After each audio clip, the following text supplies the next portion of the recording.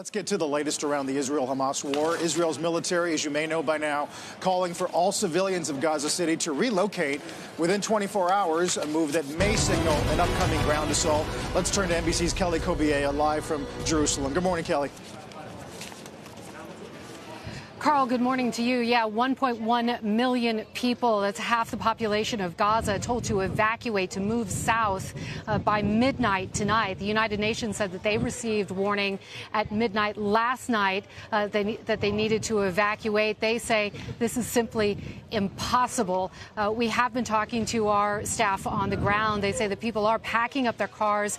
They're taking the absolute necessities and trying to move south. But the problem is not everybody can get to the south. Our folks say that there's a shortage of taxis. There simply aren't enough cars to take 1.1 million people out of harm's way in this short amount of time.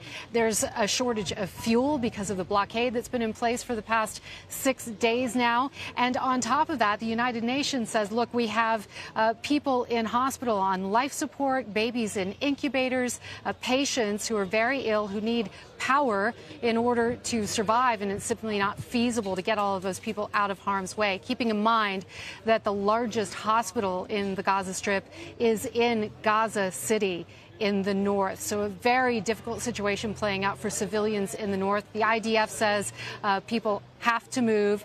It's for their own safety. Meantime, here in Israel, the Defense Secretary, Lloyd Austin, was in town today meeting with his Israeli counterpart. And he said afterward about those attacks on Saturday, I have a lot of, I'm paraphrasing here, I have experience with ISIS. This is worse than anything I've seen with ISIS, showing support for Israel with his visit here.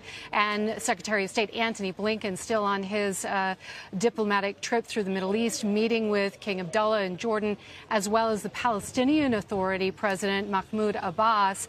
You know, on top of all of this, we have those airstrikes overnight. The IDF pounding Gaza once again, hitting some 750 targets overnight. The country now sort of on standby, essentially, for what may be a ground offensive coming quite soon. Carl?